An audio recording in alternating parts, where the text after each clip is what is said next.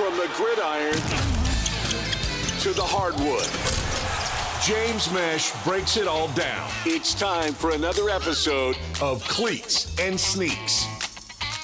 Welcome back for another edition of Cleats and Sneaks, the podcast where we're looking at everything for the NFL and the NBA. Not too much to look at with basketball right now. They're not quite in season, but we are very close to the NFL as we are just 3 weeks away. Very close to the beginning of September. Last week's edition of Cleats and Sneaks, we looked at the NFC South and the AFC South. This week, we'll look at the AFC and NFC East. Start off with the NFC side, look at their rosters, their schedule, kind of give some early thoughts on what I think about them as a whole. Start with the NFC side, look at the Dallas Cowboys. America's sweetheart, I guess you could say. Don't really believe it nowadays. But the roster, I would still say it's pretty solid. Dak Prescott still is your starting quarterback, and even though I have qualms about him when it comes to big-time moments, outside of that, I'd still say he's pretty solid as a regular season starter for you and can still win you games for sure. You still have CeeDee Lamb as your star wide receiver, plus that offensive line. I still look at it, it's pretty solid. Plus, Jake Ferguson has started to become one of his own as a tight end in the NFL. My big issue, though, is you look at the running back room. And Ezekiel Elliott, I mean, if we're looking at 2015, 2016, 2017 Zeke, I'd say this is an incredible offense. But we're in 2024. It is long gone past those days. He is way past his prime. Rico Dowdle, Royce Freeman, Malik Davis, Deuce Vaughn, like all those guys, it just seems like that running back room, you can't really expect much production. Probably is a running back by committee, but even then, it's not like the committee has any sort of good value there. I'm expecting a lot of passing, and in short yard situations, you will still see maybe a lot of short yard passes trying to get it to either Brandon Cooks or CeeDee Lamb or Kevontae Turpin, Jalen Brooks, like name any one of those guys, maybe a dump off to Ferguson or Luke Shoemaker. But outside of that, I'm not expecting a whole lot of good efficiency from that running back room. None of them are very good. It's a good offensive line, so they should open holes, but I look at all of them. As much as I love Deuce Vaughn, and I'd love for him to be able to get a chance, he's just a Darren Sproles type of player, and I just don't think he's as explosive as Darren Sproles was. So that's a big concern for me. Love the wide receiver room. It's still pretty solid. Jalen Tolbert's another guy that could take that next step forward for them, but the headliner is definitely CeeDee Lamb. Still think they'll put up points, but if it comes to short yard situations and it's a clear running situation, I'm not too sure how often they're actually going to be able to convert on those third and fourth downs. Now, the defensive side of the ball, I'd say it's pretty solid. I'm not expecting the Cowboys to take a huge dip in 2024, even though there are some concerns around this roster. Plus, you have a pretty good schedule if you're looking at the Cowboys. You still have Micah Parsons as your headliner on the defensive side of the ball, the star there. Still got guys like Malik Hooker, Trayvon Diggs, Deron Bland. Still remember him from last year leading in interceptions. But linebacker room, it's all right. Eric Kendricks, Damone Clark. Still have Mozzie Smith. Kind of curious to see how he's able to do in year 2 with the Cowboys. And then you still have DeMarcus Lawrence, who's still been pretty solid for you as well. So it's a good roster. The schedule still doesn't seem too daunting for them. So outside of that, I think they'll still have a good season. I expect them to still be second in the division, only behind the next team that we're going to look at is the Philadelphia Eagles. I know that they've been making some coaching staff changes, and I know that that was an issue last year between the head coach and quarterback Jalen Hurts. But I feel like over the offseason, now that you've been able to acquire a couple of guys, make this roster look even better than it was before, something that the Cowboys didn't necessarily do, I expect them to win this division. Just name off a couple of guys. Jalen Hurts at your starting quarterback. Saquon Barkley, instead of DeAndre Swift, is now your starting running back. Plus, you still have Kenneth Gainwell, and you got Will Shipley later in this last draft. But you still have A.J. Brown. You extended him not too long ago. And then over the offseason, you extended Devontae Smith. Plus, you still have Dallas Goedert at tight end. And even though you have no longer got Jason Kelsey as your starter, which is pretty much the biggest loss, I would say. The offensive line still looks really good. Jordan Mailata at left tackle. You got Landon Dickerson. They extended him over the offseason as well. So that left side's still amazing. Plus you have Tyler Steen and Lane Johnson on the right side. Still kind of curious how much longer Lane Johnson has in his career. How much more can he give to this Eagles organization? But outside of that, they were able to pick up Mekhi Becton, who was a former first-round pick, and he's now one of their backups. So even though they have Cam Jurgens as their new starting center, I still say this is arguably a top 3 offensive line. You probably could even make a good case that this is the best offensive line in the NFL to this date. Plus, still got a bunch of good guys on the defensive side of the ball as well. Really curious to see how Jalen Carter is able to step up. They no longer have Hassan Reddick, but that's a whole situation, and we'll get into it later in this video. But even though they've missed out on a couple of guys, they did sign former New Orleans Saint Zach Bond. I am kind of curious, how is he able to blossom? Because sometimes when the Saints move on from guys and they get into a new situation and they are actually used properly, they seem to do pretty good for themselves in an NFL career. So Zach Bond is one of those guys I'm really curious about to see, is he able to be an effective pass rusher for the Eagles? Because they still have Devin White, who they actually got from the Buccaneers in a signing, but he's a guy that at one point was All-Pro, one of the best linebackers arguably in the NFL. It was a big piece of why the Tampa Bay Buccaneers were able to win the Super Bowl that they had. But you still have Nolan Smith, who's a young linebacker as well. Plus you still have C.J. Gardner-Johnson, even though he was looking to leave, and he did. You get him right back. So plus him, plus Darius Slay, still have Reed Blankenship, who's a solid safety. But I look at this roster, and I look at the Eagles, and it still seems like it's a 2, maybe 3-team race in who's actually going to represent the NFC in the Super Bowl. Eagles, in my eyes, are absolutely one of them. Then you look towards the New York Giants, and it's quite the opposite. I look at this team, the way they've constructed their roster, the way they approach the offseason, and man, I see this as 2-3-win team. I think this team ends up getting the first or second pick in this upcoming draft because they need it. There's an interesting qualm with Daniel Jones in his contract. There's a potential out, if I'm not mistaken.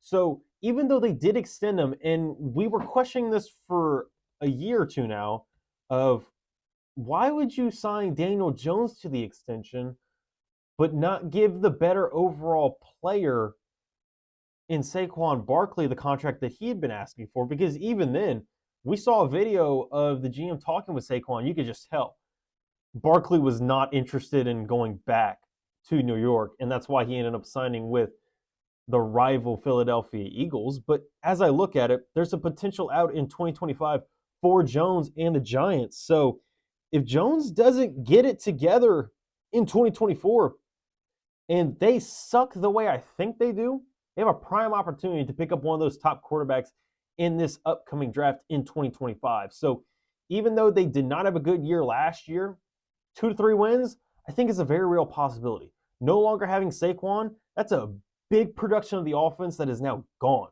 You replace him with Devin Singletary, plus you have Tyrone Tracy and Eric Gray. You're telling me those 3 guys are going to be able to make up what you lost in Saquon? There is absolutely no chance that happens. You did get Malik Neighbors out of LSU, and he was one of the top guys that I was interested in when it came to this last draft. And I think he's going to be an absolute stud for the Giants. But what's going to hold them back and hold his production back is Daniel Jones. I mean, what year has he actually impressed you? It was intriguing that he showed some improvement just a couple of years ago. But even then, when you look at his stats, you look at his production, are you really wowed by it? Like, just take a second. Go look at it. Go look at his career stats and his year-by-year stats. Is there any one of them that really stands out to you and you're like, wow, Daniel Jones was one of the top guys and he definitely deserved $40 million? I seriously doubt you can come up with that. You still have other guys on the roster, Wan'Dale Robinson, Darius Slayton, like all these guys, Daniel Bellinger. They did get Theo Johnson in the draft, but I don't think any of them are going to be very productive. And I don't think they're going to be a huge difference maker as to make me eat crow. And they ended up winning 6, 7, 8 games and even make a playoff spot. I just can't see it. This offensive line is also terrible. Andrew Thomas, he's been solid so far, but I look at the rest of the offensive line. They're still trying to figure it out with a young center in John Michael Schmitz. But Evan Neal was a former first-round pick for them as well, but now he's arguably the second stringer and probably will have to be behind right tackle Jermaine Elumanor.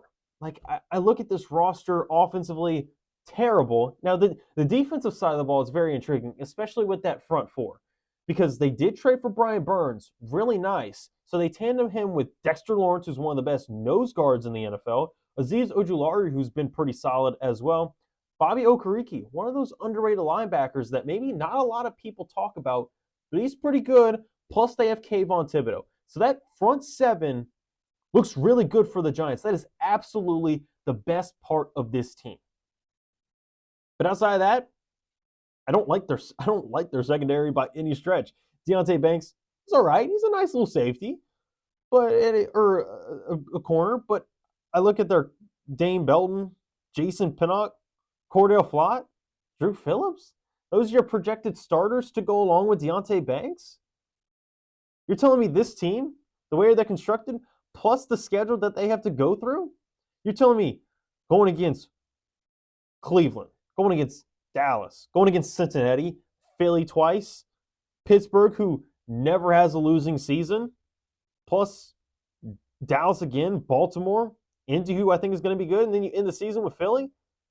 Even these other teams that I am not quite sure on, even against Washington, who we'll talk about in just a second, they seem to be on the rise. And I know that for Minnesota, they won't have J.J. McCarthy, but you still, week one, will have to go against a veteran in Sam Darnold, who's spent the whole offseason there learning the playbook, and now he doesn't have to worry about potentially losing his job at some point. He can just play freely for the whole 2024 season. So even then, I look at this team, and I look at this schedule. Outside of playing against Carolina in week 10, you tell me there's really any guaranteed wins? Like, there's probably one game this season where you're like, the Giants just won against one of these teams that was heavily favored? I can see it. But outside of that, I just don't see many wins. Now with Washington, it's actually a little bit different because now that they have new ownership, new coaching staff, new regime, new players, new quarterback, all new everything, you can wipe the slate of what we have seen with the Washington Commanders of years past. I think that we are going to see a step forward from them. Now, the last couple of years, they've only won 3 to 5 games, so they've been bottom feeders in the NFL, but I'm not expecting them to make a playoff push, but boy, are they going to be competitive. Now that you have Jaden Daniels, the former Heisman winner from LSU, plus Brian Robinson, you did get a veteran and an Austin Eckler, so you have a couple of options there in the backfield that I still feel pretty solid about. Plus, that wide receiver room is kind of interesting since I wouldn't say there's a dominant guy, but there's a lot of guys that I really like. Terry McLaurin is the veteran of the group, so he's going to get first pecking in the order. Jahan Dotson, Diami Brown, Luke McCaffrey, those are all pretty solid. Plus, you have the veteran in Jamison Crowder. Not quite sure if he's going to be able to make the roster again, but this wide receiver room, plus you have a couple of tight ends. Don't love Zach Ertz. I'm not expecting him for much, but I am kind of curious, how does Ben Sinnott actually look for the Commanders and Washington this season? Because usually with tight ends, they need a couple of years to get used to the NFL before they actually see any sort of real production. But I look at the offensive line, and it's still a question mark. But even then, because of the athleticism and the escapability that Jaden Daniels has, he's going to be able to produce a lot on the ground that Washington hasn't seen in years past since the 2012 season with Robert Griffin III. Now you look at the defense, and I'd still say it's pretty solid. The fact that you did get Bobby Wagner, who refuses to age. He's still the ageless wonder in my eyes. Plus getting Dante Fowler and getting Frankie Louvu. Not a lot of people talk about him, but he's been a sneaky good guy. And the fact that they got him for relatively cheap on a one-year deal. Plus you still have Daron Payne and Jonathan Allen on the interior. Getting Cleveland Farrell. I'm not excited about that signing, but I think he'll be a solid producer for Washington. Plus getting Jeremy Chin as your strong safety. Emmanuel Forbes. He's been interesting so far to see in camp. I'm curious about what happens with the secondary, but I like the front seven, like the offensive side of the ball. Don't love the offensive line, but I think this team can show a lot of improvement, especially from what we've seen in years past. The way I see it, Giants are going to be dead last, Washington's third, but showing good signs as we head into 2025. Dallas number 2 in the standings, and then Eagles arguably will be number 1 or number 2 in the overall standings for the playoffs in the NFC side. Then looking towards Buffalo in the AFC East, I'm kind of curious with the Bills because you still have Josh Allen, you still have James Cook, you bring in the new guy, the local product, Keon Coleman, but you get rid of guys like Stephon Diggs, Micah Hyde, your starting center, Mitch Morse, a bunch of guys on the defensive side overall. So you have a lot of turnover, which is worrisome. But I think because of the guys that they still have foundational pieces that they have worked with for years now. I don't think they're going to be as bad as a lot of people anticipate. You still have Khalil Shakir and Curtis Samuel, who they were able to pick up from free agency. I think this is going to be a solid team because I am kind of curious what these young skill position players that they have surrounded Josh Allen with. James Cook at running back, Dalton Kincaid, plus you still have Dawson Knox as the other tight end. Those two, you can do a lot of 12 personnel, plus 2 wide receivers, one being the new rookie big body receiver in Keon Coleman. Plus you have the short, smaller receiver with Khalil Shakir who can play a little bit more in the slot. Plus that kind of gadget Curtis Samuel type player. I look at the team and I look at the offensive side of the ball.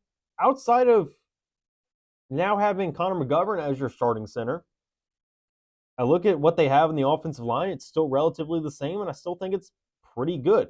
Now, will they go more into running the ball instead of trying to throw it 40 times a game? I think there's a very good chance for that. So you won't see as many passing yards for Josh Allen, but as long as you're still able to get the win, and I know Josh Allen fantasy owners may not love to hear that, but from the Bills' perspective and actually trying to get wins on the field, not worrying about fantasy production, I actually do kind of like that because they did pick up a couple of running backs, one during the draft and then one as an undrafted free agent, Ray Davis in the draft, and then getting Frank Gore Jr.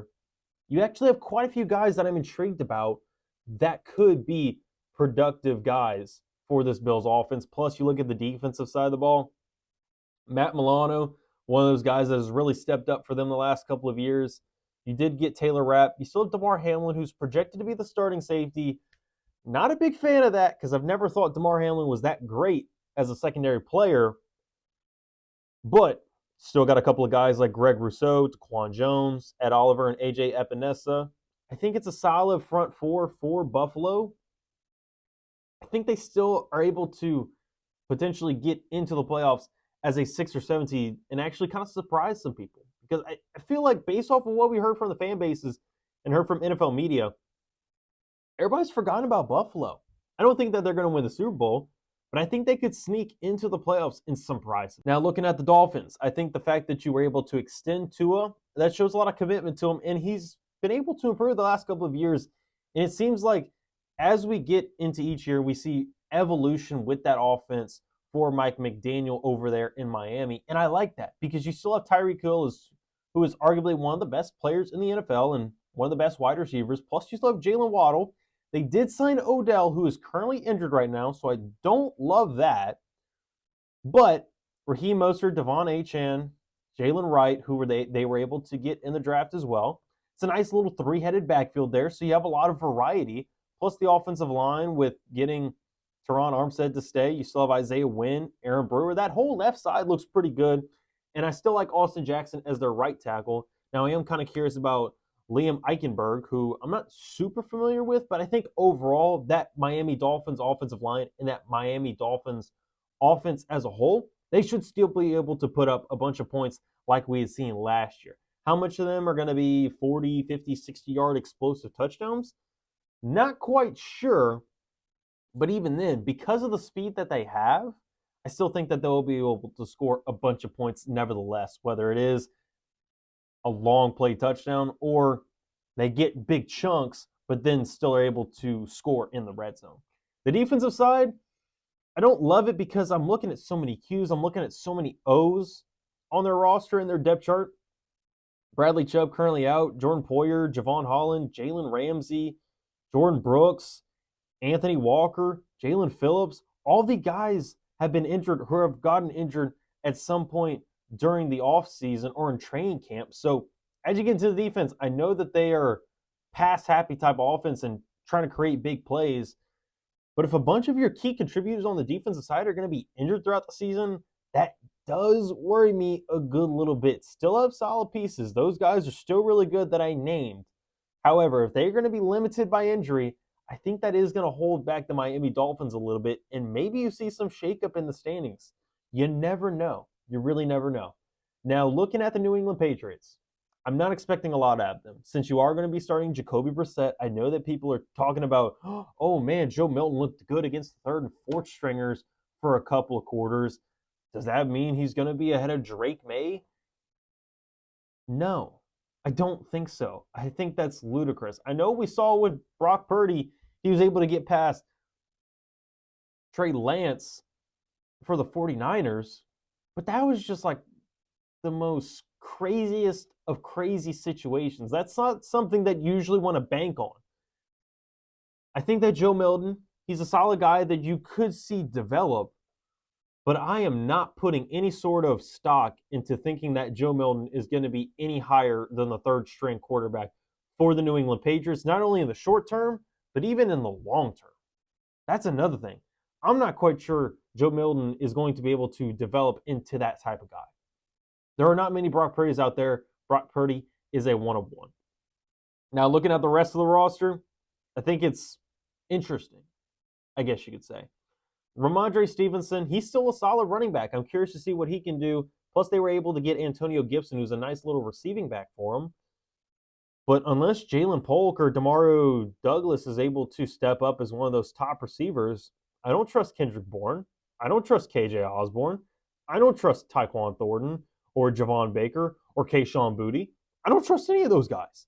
Plus, you look at the tight ends, and it's still constructed based on what we've seen for the last few years with Bill Belichick at the helm. You still have Hunter Henry and Austin Hooper, who are two tight ends that I put no stock into to be super productive or be at the top of the league at their position.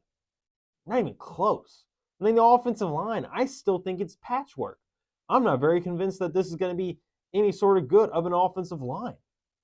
It's just looking at the depth chart and looking at the starters, I'm not very convinced by them.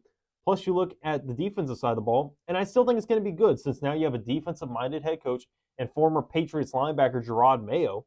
I think it's going to be good. I can't wait to see what Christian Gonzalez can do in another year for him as an NFL player. Plus, they were able to get Jabril Peppers, and they still have Kyle Duggar over there as well. Some interesting pieces in the front seven as well. But overall, I'm not expecting them to win a whole lot of games. You're telling me you expect Jacoby Brissett-led New England Patriots to get into the playoffs when it's a loaded AFC? I'm not believing it. I think this team could go 6, maybe 7 wins, maybe, but I'm more in that 5 to 6 win range. Not expecting a whole lot out of them. I think it's going to be some boring, low-scoring games. It's going to be close, but I don't think that the Patriots are going to win a whole lot of them. And then for the New York Jets. Jets, Jets, Jets, Jets. This whole offseason has been a dumpster fire. You still have Aaron Rodgers recovering from his injury, where he only lasted 4 snaps in the whole 2023 season. He's recovered from that. And you still have a lot of productive guys that are really young and talented. Breece Hall at running back. Garrett Wilson, I'm really curious to see how he develops into year 3. You bring in Mike Williams. You still have Alan Lazard, who has a lot of chemistry with Aaron Rodgers. Plus, you were able to sign quite a few guys along the offensive line that are veterans, so you think it should work out for you. However, Aaron Rodgers is still a big issue for me. The fact that you went into minicamp, critical point in the offseason, you should know, for as long as you've been in the NFL, Aaron Rodgers, you know when the offseason is.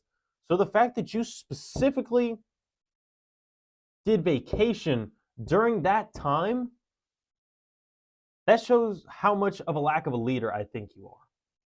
Now, I know guys look to him as an example because he's got the pedigree, because he is known as one of the best quarterbacks in his era and of all time, and one of the best talents. I am not disregarding that by any stretch. But the last few years that I've seen from him with the Green Bay Packers, and ever since he's joined the New York Jets, he's just been an absolute diva and someone that just, you make it hard to root for. The fact that you have had arguments and had interesting conversations, and this is not new to NFL players and professional athletes, kind of having these argumentative conversations, and either fan base or media is able to capture it and put it on social media. This is nothing new. But how often do we see those types of situations and those types of videos and we think, oh yeah, it's going to work out for him, and it actually does? That's not a very high percentage of a hit rate. Doesn't happen all that often. Plus, you look at the defensive side, and they got some good guys. I'm kind of curious. Sauce Gardner is the headliner for them as he heads into yet another year. Plus, you have Javon Kinlaw and Quinnen Williams on the interior. Jermaine Johnson is one of the edge rushers. And then you look at the opposite side, Hassan Reddick. They were able to get from the Philadelphia Eagles. All they had to give up was a third-round pick for arguably one of the best edge rushers in the NFL right now. And you wonder, well, how did the Jets only have to give up a third if he's one of the best? Well, it's because Hassan Reddick wants a whole new contract, so the Eagles weren't interested in giving it to him. He's got 3 years of void left after this, and then he becomes a free agent. So he would like a new contract. You would think if you're going to trade for a guy like Hassan Reddick, you're going to make sure that you are able to get a contract done as soon as possible if you're going to trade for him, and make sure that he actually wants to be on your team. Well, all the signs that I've seen so far point in the quite opposite direction, because there's been next to no communication between Reddick and that Jets organization. So the fact that you traded solid draft capital for a guy that doesn't seem to want to be on your team and has no intention of joining his teammates and your team on the practice field as you get closer and closer to the regular season, just seems like a whole lot of dysfunction from an organization that has been, quote unquote, dysfunctional basically since 1970. You've not been able to find a consistent quarterback that has been the next Joe Namath. They've been looking for him ever since then. He has not come back ever since. So even though they have talented players and it's a talented roster, they're not going to meet the expectations that some people expect. Because I remember seeing 10, 11, 12 wins for this Jets team, and even as much as winning a Super Bowl. There's no way this Jets team, the way that they are constructed, the way that they are run, the way the leadership is, the way the coaching staff is, because arguably Robert Saleh, if this is another disappointing season where they don't make it to the playoffs and make a deep playoff run, Robert Saleh is probably losing his job. So there's a lot of pressure over there in New York in the Big Apple. I don't think that they're going to meet those expectations. So this next offseason could be a season of change. And I think it's going to be a big one. If not, they have a really talented roster, so it's understandable that they could be really good. But this team seems like it's going to be a disappointing 7-10, 8-9 type of team that's just going to miss out on the playoffs once again. Appreciate you listening in. Don't forget to like and subscribe to our YouTube channel, ESPN_SWLA, where we give a bunch of good, great local content, not only for the LSU Tigers, New Orleans Saints, Louisiana Raging Cajuns, Manique's Cowboys, whatever you need here in Southwest Louisiana, we got it here for you. Got plenty of other podcasts with For Tire Change with Dawson Isolo, the Miguez Mindset with Matt Miguez, and so much more. Appreciate you listening in. Tune in next time when we look at the NFC and AFC West. Talk to you next time.